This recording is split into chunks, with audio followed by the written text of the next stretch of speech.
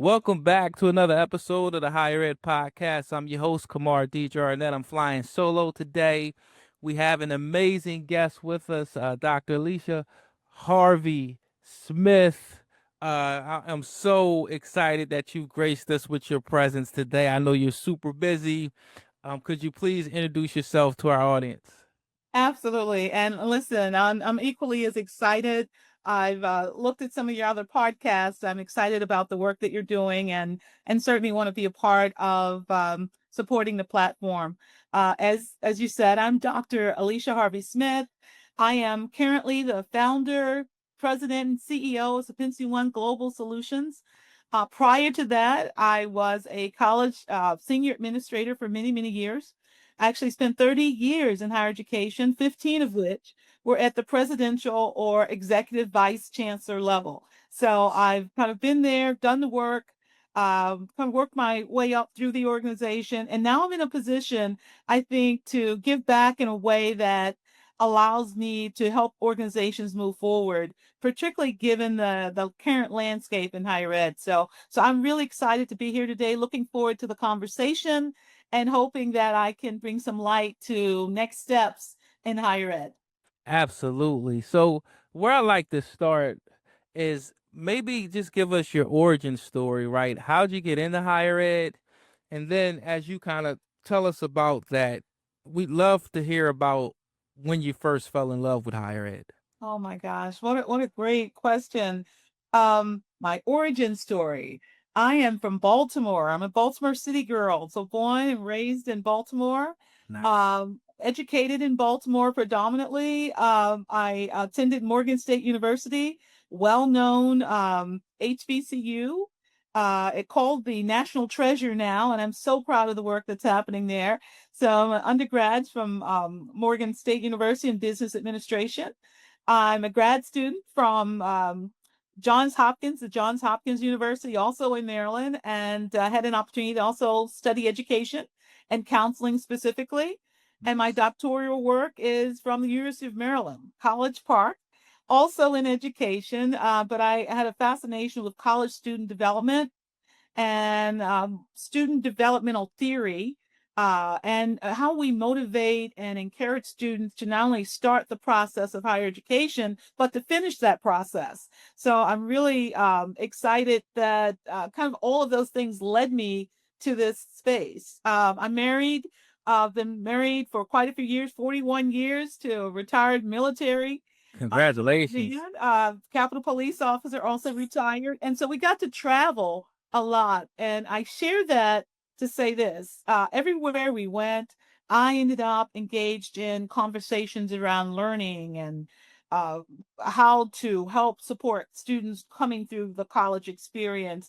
And so it just seemed to work out. You know, I fell in love with student affairs initially. I worked quite a few years in student affairs and literally worked my way up from a director of counseling all the way through to a vice president of student affairs. And so my passion has always been with students and in that space. And so all of this just is full circle for me. I started with education and I'm back to education, but looking at it through a new lens so that we can really, I hope, have some tremendous impact in helping students move to the next level. Absolutely. So, your unique experience from Morgan State to Hopkins to University of Maryland, how do you think that influenced your kind of leadership in higher ed? Excellent question. I often tell anyone I talk to, don't skip steps. And so it was important for me to have the foundational information both on education and my own training because I wanted to prepare myself so that when I am having conversations, when I am representing my institutions, that I'm prepared to do that. And so each of those institutions prepared me at a different level to be able to do the work that I do. The Morgan State experience, certainly as an undergrad, was one that I think laid the most foundational support for me in terms of building my confidence, my understanding of who I am as an individual, as a leader, and growing some of those skills from that business program. And then, of course, moving on, I just simply got to refine the things that I thought about. And so my messaging is always, I want students to dream, but I also want them to do the work, because dreaming without the work, you move nowhere. And so it's important that we as leaders talk about the work that's involved. And I often tell leaders who aspire to presidencies, to obviously do the groundwork. Don't skip steps. Every job that you have leading up to that actual role that you're looking for prepares you. So don't rush it. Do what you need to do, both academically and in terms of the experiences that you need to accomplish. Absolutely. So, how do you, I guess, how do you kind of cope with or adjust to this kind of changing or evolving landscape in higher ed and how it's perceived across the country? One of the most important things I think for us to remember as leaders and to continue to tell the story is that there's only one thing that is consistent and continuous, and that's change. And so, as we're developing our skills to be effective and emotionally intelligent leaders, we need to make sure that we understand that adaptability, resilience, being able to respond to change, not react to it, but respond to it. Because it can be a very difficult process moving up through leadership roles.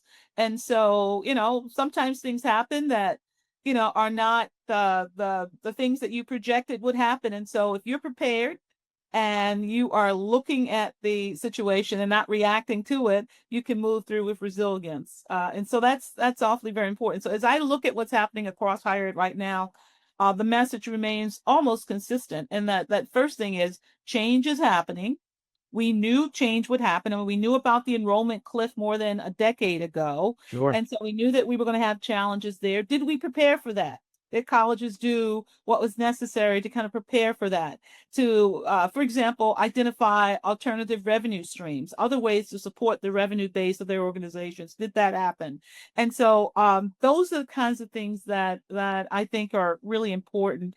That as we look at what's happening now, we understand that change is a consistent and will be consistent, and that it will continue. And I think it's going to get even more intense over the next few years.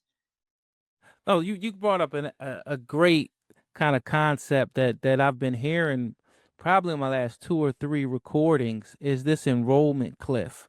Could you Yes. unpack that a little bit? What is it and kind of how have you seen it start to take shape in higher ed? Absolutely. I think the easiest way to think of it is the pipeline from high school to college is drying up. We don't have as many students in that pipeline. And so the cliff was, when will that pipeline reach a point where it becomes unsustainable for organizations, for colleges across the country? And so the enrollment cliff is fewer students are enrolling in college as a result of the fact that there are just fewer students. And so it's Mm. important for colleges to identify other possible individuals to bring into the pipeline. And so you may be looking at non-traditional learners, adult learners, doing more work as it relates to workforce development and training. So bringing in other populations, not your traditional student, which is usually the student coming right out of high school, and understand that now it's time to look at other populations, train and develop them as well to supplement that loss or drain, if you will, in terms of the educational pipeline. So, I mean, that's the easiest way to look at it. We got some projections based on birth rate and the number of students entering high school, the number of students graduating from high school. And so that gave us an indication of what would happen at a given point. And so, again, it's about planning, anticipating, and creating a strategy around that. That's actually one of the things that Sapin One Global Solutions, which is my consultancy, is that we're helping colleges rethink. I had the pleasure of writing a book not too long ago. Shameless plug. I had an opportunity to write a book, several books, but this particular book, Higher Education on the Brink, Reimagining Strategic Enrollment Management in Colleges and Universities. And what I tried to do in that particular book is provide a case study as well as other examples of what colleges can do to supplement revenue outside of enrollment revenue. Because many of the smaller colleges are are closing because of the enrollment issue, but are there other things that we could do to help support them in terms of revenue enhancement? Sure, sure. So it's part of what you're doing at Sapientia One Global Strategies is helping. I'm sorry, solutions. Helping provide strategy for colleges to make sure that they can prepare for the cliff, and start to target different, I guess, demographics to go to school. Is that part of it? Yeah, that's absolutely part of it. And actually, you framed it perfectly. What we're looking at is how can we look at working with colleges holistically? So we're looking at enrollment issues. So it's important to pay attention to the fact that do you have a strategic plan? Does that strategic plan address strategic enrollment management, which is slightly different? Does that plan include implementation strategies and a timeline? Because a lot of plans have part of the work, but not all of the work. And so things don't get done. The other piece of that is that we help identify accountability so that we're clear on what's being done, who's doing that, and how we're measuring that outcome. That's really important, particularly as you look at enrollment. The other piece of what we're doing, since all of our team have backgrounds in primarily student affairs, student development, IT, what we do is try to really help organizations pay attention to the details to really, professional development and training. We work with faculty. We do amazing work with a company called Teaching How To in the UK, which is one of our primary partners. And they have an amazing platform that uses evidence based teaching strategies to help faculty work with students more effectively. So we're seeing improvements in retention as a result of that. And we're even seeing improvements in enrollment as a result. So, Sapientia One Global Solutions is a niche organization. We're global, but we work very closely with our clients. We're not too big to care, right? I think Mhm. people, there's this old saying, and I love it. They don't care how much you know until they know how much you care. And so Absolutely. we're an organization that leads both intellectually, emotional intelligence, all of those things are important, but we have a heart. And so we lead with compassion.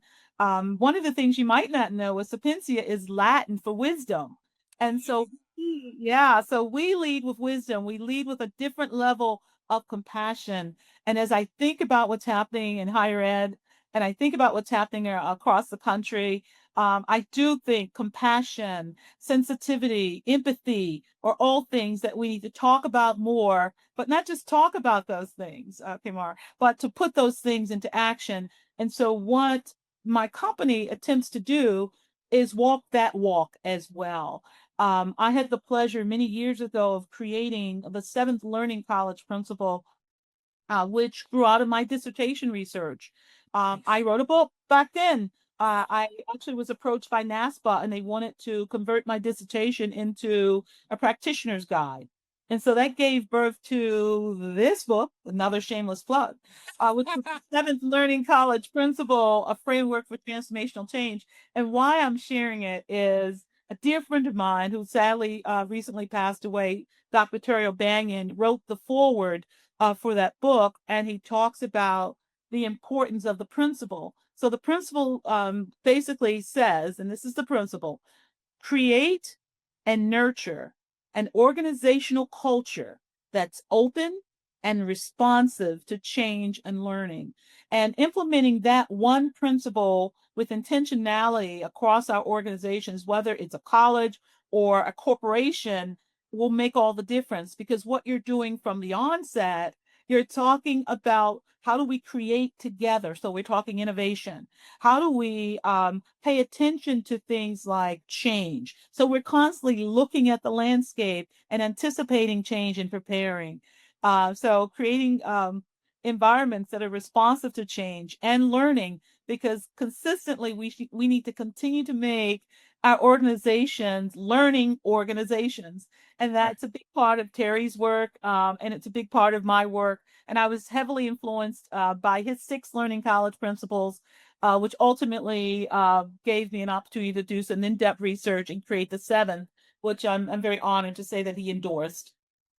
Absolutely. Look, listen, you gave me a lot to unpack here. This is great material and content. So I want to back up a little bit just to the enrollment cliff. And the reason why is because one of the reoccurring themes we've kind of had on this podcast is that Dr. Irma Becerra.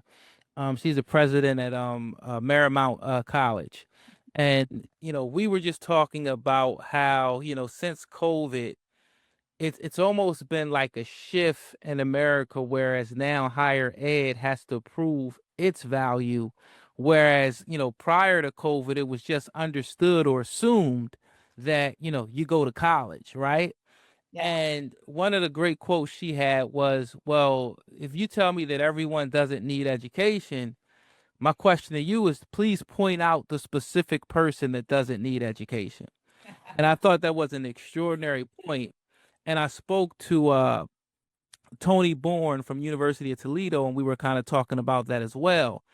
And he agreed with the concept, but he said from his perspective, it is a situation where higher ed has to prove its value more, but higher ed has to be up to the challenge. So I'm just curious of, your how you see any of that that I just kind of relayed to you. Wow. Wow. It's interesting. I probably fall in the middle of both of those quotes, and I'll tell you why. Um, I believe that not every student necessarily needs to go to college. I do believe that every student, every individual should be trained and developed and supported as they go through whatever process they might need to go through to find the type of um, um, profession, life, you fill in the blank that they desire. So what does that mean? That means a student may decide to go to a college or university to pursue a teaching degree or some other type of degree, but another student equally as valuable may decide, I want to be a plumber, I want to be a welder. So I'm going to go to a training experience because that's where my talents are, that's where my interests are. And so I often try to tell students, let's identify as early as we can. And we know that they shift over time, these things, but try to identify as early as possible what you're passionate about. And if we can connect you to things that allow you to cultivate that passion, you're going to be just fine. So, do I think every student needs to have a PhD? No, I don't. I do think that every student needs some level of college or training or development, no matter where they land. And so our organizations have to be astute enough to be able to help students identify that. And if college is the ideal, then we should push it and we should support them. That's the other piece. I always call it broken promises. We have colleges that encourage students to come in, and then the student is not necessarily supported throughout that Yep. journey, whether it's a HBCU or a PWI, whether it's private, rural, suburban, all of those things. It matters that if you bring a student into that environment, it becomes our task to cultivate that experience to make sure that students have what they need to be successful. So, as you can see, I landed in the middle Yep. of that quote. So, if Sure. I were going to give you a quote um, that would land in the middle, an exact quote, it would be, every student deserves the best of what we have to give them, whether that's college, training, or development. We owe it Absolutely. to them. So it's got to be promises kept, not broken promises. And there's so many broken promises. And I'll tell you where to look at for those broken promises. Look at retention rates, look at graduation rates, look at student success rates, right? And so that Right. you can kind of zero in on where we need to do some work. So colleges are needed tremendously. But I do think that we need to reframe how we talk to our students, their families, and how we give them what we know is best as we understand what they want. Absolutely. Does Absolutely. that make sense? Oh, absolutely. And I think it's a great segue to kind of go into another, kind of, I guess, topic that you're passionate about, right? Understanding organizational culture, right? So, am I right? Does that segue right into that? It does. You're good. You're good. They told me about you, so I'm glad I'm here with you. You're far too kind. But please just unpack how you think about organizational culture and the passion that you have for it, especially as we continue to, progress in this evolving landscape. Absolutely. I'll be honest. organizational culture is probably the single most important thing to understand when attempting to change or engage an organization, whether it's corporate or whether it's a college or university. Sure. And the reason, and I used to, I write a lot, I write poetry, and I remember this poem I wrote about culture being kind of the blood of the organization. It runs through every part of the organization, it touches everything. There's nothing untouched by culture.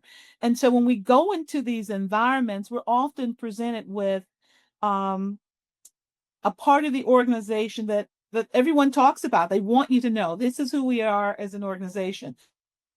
So I call that the stated culture.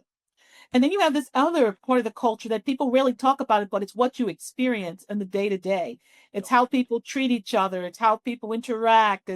It's all of those pieces. And so I've always been fascinated with understanding culture, understanding people, and looking for ways to kind of create a bridge, if you will, to kind of getting the culture from where it is to where it can be. Right. And you can have the best plans, but culture can trump those plans every time.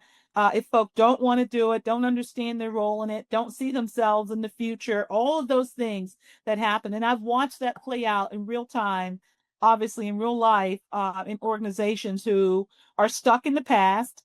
They want to stay where they are.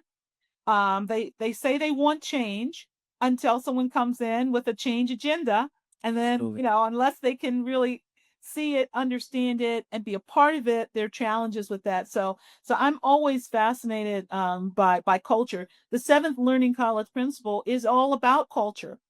It directs attention with intentionality to building certain types of culture. Um, I'm working on a document now. It's compassion, appreciation, respect, and empowerment. I call it the essential leadership standards, but it's all about what are those things that we need as leaders and what do we need in our culture and how do we build those things consistently so that when change happens, and it will, how are we prepared for that? How do we respond to that? Think Absolutely. culture as it relates to welcoming students onto the campus, right? We Absolutely. do these great welcome weeks. We do all these things to bring students in, and then the semester, eh, you know, continues. And are they able to connect to tutoring if they need that? Are Right. there supports in place, maybe in terms of both academic and social? When you think about academic and social supports for students, so that they're able to adjust and become a part of the community. So culture is critical. There are multiple cultures that exist in an organization. Certainly there may be a faculty culture, there may be a student affairs culture. Sometimes those things don't intertwine, sometimes they do. The reality is that we have to be intentional about the types of spaces we want to create and the type of culture that would represent both for our entire community, internally and externally. Absolutely. No, when you touched on the stated culture and then the actual real culture, it kind of made me think about, when I used to work with teams, I would always do Patrick Lencioni's five dysfunctions of a team, right? And I'm always trying to build a team where, there's, bottom layer is absence of trust, fear of conflict, fear of accountability, inattention to results, and lack of buy-in, right? So those are the five dysfunctions. And as I walk teams through, or a group of people, because at that point we haven't really become a team, you're always talking about how conflict is so important, because without it, you have that artificial harmony, right? It looks like people get along, but they don't, right? They won't say, hey, Kamora, I don't really like your tie, right? Like, everything is nice compliments and everything looks rosy, but no one challenges anyone. There's a real a fear of conflict, which materialize in a lack of buy-in, right? I don't believe in that plan that you guys put together. I didn't push back, I didn't fight it, so I'm not bought into whether the plan actually succeeds or not, right? And I don't have any accountability because I'm not bought in, and I didn't push back, and none of my concepts were accepted, right? So you can Mhm. see how you can have a stated culture, but the real culture is, what happens right after the meeting, that water Yes. cooler talk, right? When Todd and Greg go to the water cooler and say, Kamar doesn't know what the heck he's talking about. Another player, he'll make it today, and the next week we'll be doing something else, right? So, I understand exactly kind of what you're referencing when you say that. I think what's interesting though, as because things are moving so much faster now, right? The question used to be, where do you see higher ed in 5 years? Where do you see higher ed in 10 years? Well, now it's where do you see higher ed next year, right? Or 2 years from now, because technology and just the pace of everything is so fast. So it's almost like in higher ed, as you kind of adapt, you're kind of building the plane as you fly. That's So then your passion for professional development to me is going to be crucial, because you're going to have to develop this staff to service and support this new group of students. Not just new in terms of Generation Z is totally different than the baby boomers, but sure. also, like you said, we're getting different type of students. We're not just getting people straight from high school. um Mhm. am, am I picking Good it up? point. Like, Yeah. am I where you are? Oh, you are. I'm enjoying this. I actually started taking some notes when you were talking. You're absolutely right. So many organizations see professional development as a perk. It's an add-on. Yes, it really should be considered a survival strategy. absolutely. Because if Yep. you're not training your faculty, your staff, and even in some respects your students, because you're their first entree into the professional work world, right? So it really needs to be seen as a survival strategy. I constantly say people need to invest in people. People need to invest in them so that they can thrive and do the good work that I think everyone intends to do. It's hard sometimes to get some organizations to understand the critical nature of professional development and training and to do it with intentionality. So there's you got to shift from more generic, if you will, professional development to very targeted based on the challenges that that particular college or company might be facing. And so we do a pain point analysis. We actually talk to um, our clients. We talk to even if you're not a client, we talk to organizations Sure. to get them to kind of zero in on where the challenge might be and help them to identify that and then customize training and development that would address that, right? And so a lot of groups are more generic in their approach. When we offer this, and this, well, yeah, we do that as well. But what if this is not what you need? Sure. So the reality is, as you were saying, companies need or colleges need to understand the importance of professional development and training and move that to the next level. And you can do it with intentionality. I'm big on plans, Yeah. but also know that plans without understanding the culture are not going to be effective. Like you said, uh, they're going to have meetings after the meetings, or the one that I love is they'll say, well, Kumar wants this done, so that's why we're doing it. Ex- So there's no real buy-in from the folk, or Alicia wants that done. Yep. And so one of the things I think might be interesting, and I don't know if you're aware of this, but this is a strategy that I've used, and it just came to me one day, literally on my staff meeting agenda. Every Sure. agenda, no matter like if we're meeting weekly, we're meeting every other week, it doesn't matter. There's a standing item, and that item is simply one word: landmine, Mm. right? Okay.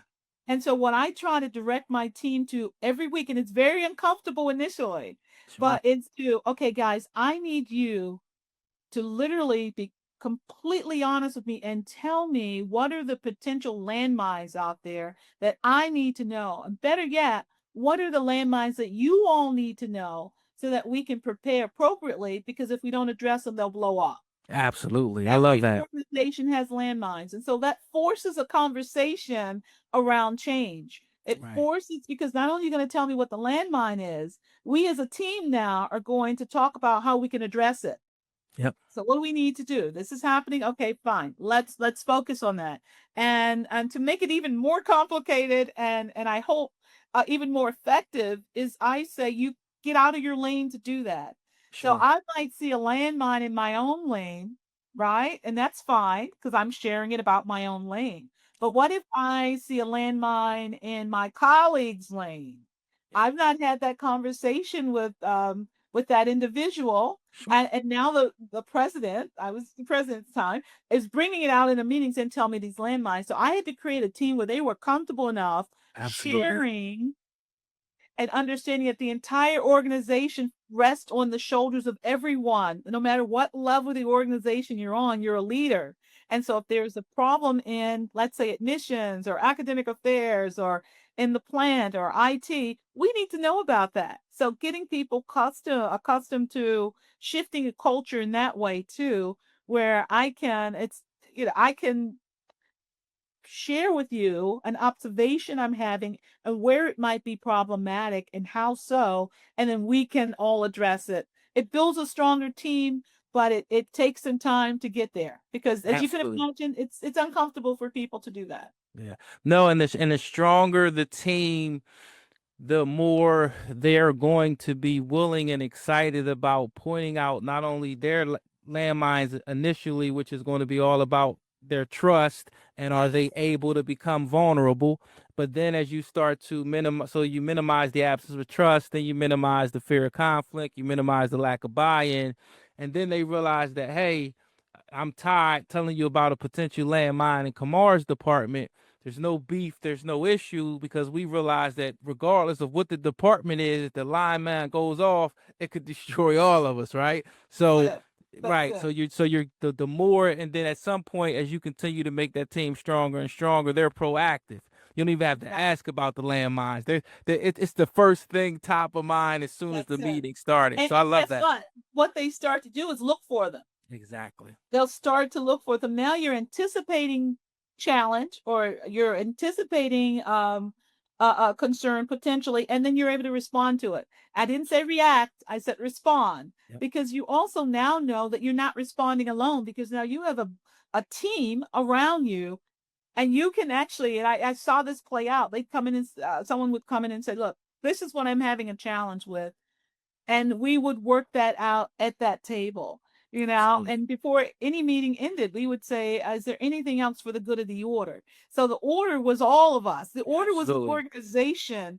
Yep. And so I think powerful organizations have to lead powerfully, and Absolutely. now with everything that's going on in higher ed, that level of strength in terms of leadership, that level of not waiting, but being more proactive and looking at the organization and putting things in place is going to be even more important. Absolutely. So I'm curious because we could go on all day, but I want to wrap it up a bit. But I am curious, why not just, ride off into the sunset? Why, start a business and just continue to stay in higher ed? A good question. I'll tell you this. I think to whom much is given, much is expected and should be expected.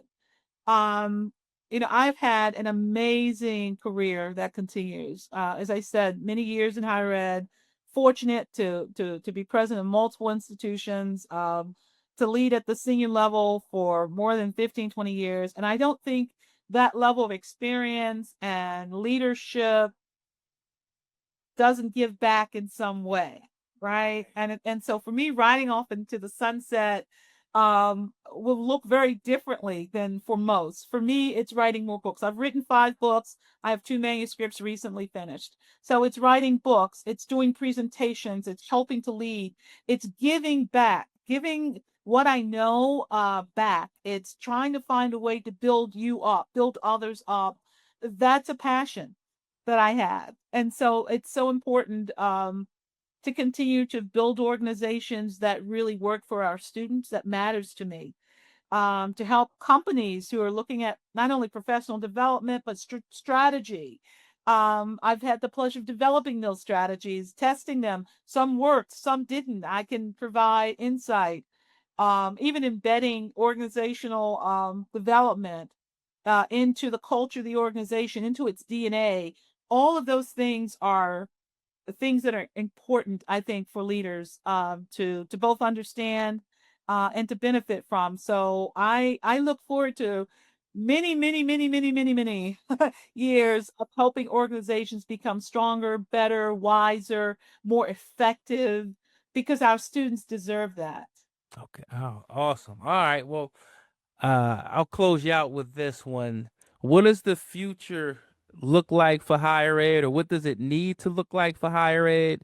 And how does the Sapientia One Global Solutions help higher ed institutions prepare for it?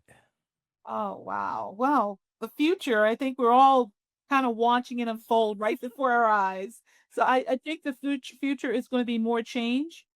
I think the future is going to involve more and more colleges closing, which is a major challenge. Is something else that we work with colleges on, those who may be at risk or closing. So being able to help colleges kind of walk through that process with dignity and grace and understand what needs to happen, and from compliance to compassion, all of those things. So we can help in that respect.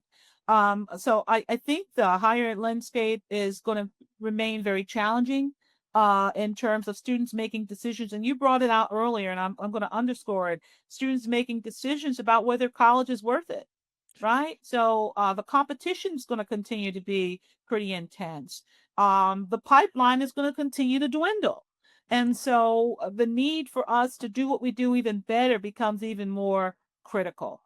And so I think that that's going to be a very complex, very confusing, and I think a very difficult space for many to operate in. So where Sapientia One comes in is that we can help leaders pivot. We can help with resiliency training, emotional intelligence. We can help with planning and strategy because we're all strategists. We can help understand not only the students that you're working with, but what makes them tick and what makes them more successful, because we are researchers as well. So, we bring a different level of strategy that I think many consultancies can't or don't, because we're looking at the entire organization. And so we're looking at your students, your faculty, your staff. We're looking at your systems because, we understand how systems work and the need for them to be integrated and to have the right supports in place. And so I believe, if I could sum it up, that the higher ed landscape is going to continue to shift. It's going to continue to go through what I call a very painful transition to that next step, that next Sure. thing. I believe it will survive. I believe it will look very different. And it's going to be very important that we understand that difference and help define it, right? Because we can define, I always say, leadership by our definition, right? So we can define it based on what we know will happen, that anticipation I spoke about earlier. And I think Sapientia can be on the ground floor, of making great things happen. So we're hoping organizations will reach out, whether they're thriving or whether they're being challenged, have a conversation. Let's do a pain point analysis and let's make great things happen for our students, because at the base of what we do, it's student centered, it's learning centered. That's why we do the work that we do. And so we just look forward to having tremendous impact across higher education and Absolutely. across industries. Absolutely. Well, listen, I can't think of a better place to end it than right there. Dr. Harvey Smith, could you please let our audience know where they can contact you? Facebook, LinkedIn, Instagram, TikTok. Let them know about all your books. Oh, This is your time. oh, you're so sweet. I would encourage you, please, to look at our website. There's so much great information there. We're actually putting out several white papers to help understand policy changes. So there's so much. It is Sapientia, Sapientia, one global.com. You can reach me also on LinkedIn and connect with me there. That would be wonderful. And let's have a conversation. Let's make great things happen and let's do it because it's the right thing to do. Thank you. Awesome. All right. Signing off.